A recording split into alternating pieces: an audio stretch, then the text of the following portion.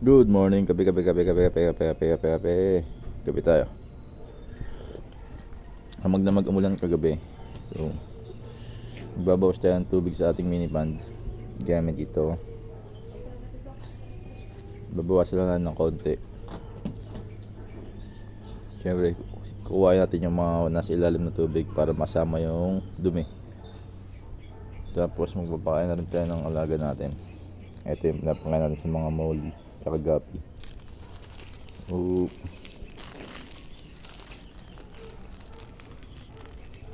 Lagyan mo lang siya niyan. Ayan. Goods na yan. Tapos itong mga fry, lagyan na rin natin para makakain na rin sila. Konti lang.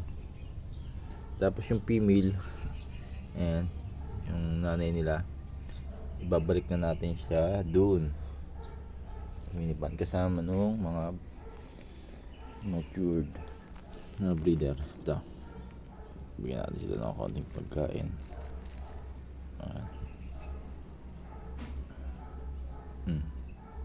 Ganda. Ayun, ganda ang coloration na itong white meron ng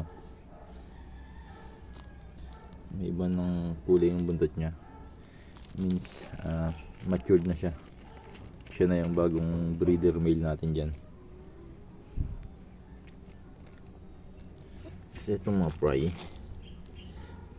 natin dito, mga juvenile jubi na to, jubi size na to. Patayin din natin.